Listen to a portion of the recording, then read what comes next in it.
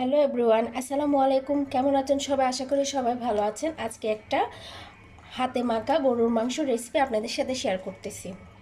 প্রথমে আমি তেজপাতা দিয়ে দিয়েছি, 2-3টা এলাচ, দারুচিনি এবং আমি এক একটা মশলা দিয়ে দিচ্ছি। এই যে এখানে হচ্ছে পেঁয়াজ, আদা এবং রসুন জাস্ট একটু তেঁতু করে নিয়েছি, আর এখানে একটু কাঠবাদাম, সব কিছু আস্ত নিয়েছি আমি। আজ এটা কিন্তু আমি মাখা রান্না করব। আমার কিন্তু ওইভাবে থেকে এইভাবে আমার অনেক ভালো লাগে। কয়েকটা কাঁচামরিচ এখন দিয়ে দিব, এক একটা করে মশলা দিয়ে দিব। মরিচ গুঁড়া, গরুর মাংস আমি একটু লাল লাল পছন্দ করি, তাই একটু মরিচ বেশি দিই। দিয়ে দিচ্ছি হলুদ গুঁড়া 2 চামচ মতো, এটা বড় চামচ তাই এটা 2 চামচ মতো হবে। আর এটা হচ্ছে ধনিয়ার গুঁড়া। গরুর মাংস একটু মশলা বেশি লাগে। এটা হচ্ছে ধনিয়ার গুঁড়া, আর এটা হচ্ছে জিরার গুঁড়া। দিয়ে দিলাম জিরার গুঁড়া। এখন দিয়ে দিব গরম মশলার গুঁড়া, এটা হচ্ছে গরম মশলা। সব পরিমাণ মতো, আমি কিন্তু চামচ মেপে দিচ্ছি না, সব আমি আন্দাজ করে পরিমাণ মতো দিয়ে দিচ্ছি। আর এটা হচ্ছে জায়ফল গুঁড়া,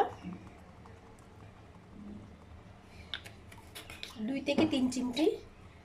আর এটা হলো জয়ত্রী, থেতু করে নিয়েছি, এটা সামান্য পরিমাণ দিতে হবে। আর দিয়ে দিব পরিমাণ মতো লবণ।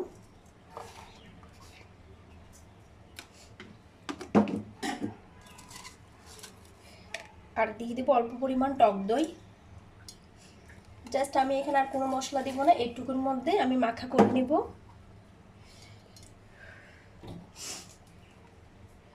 আর দিয়ে দিলাম সয়াবিন তেল। এটা কিন্তু সরিষার তেল দিয়ে করা যায়, সরিষার তেল দিয়ে খেতে কিন্তু অনেক মজা। বিসমিল্লাহির রহমানির রহিম। আমি সব মশলা দিয়ে দিচ্ছি। এখন হচ্ছে হাতে মেখে নিব। এটা যতক্ষণ হাতে মাখবেন এটা অনেক মজা হাতে মাখা। আমার মারা সবসময় এইভাবে রান্না করতো।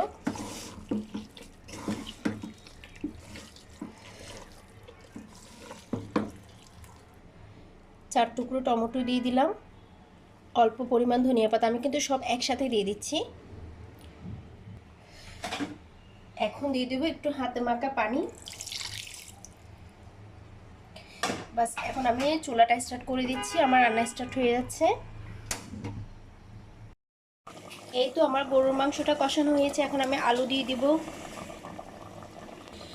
একটু নেড়ে ছেড়ে দিয়েছি, এখন আরও অনেকক্ষণ কষাবো, প্রায় 20 মিনিট মতো কষাবো।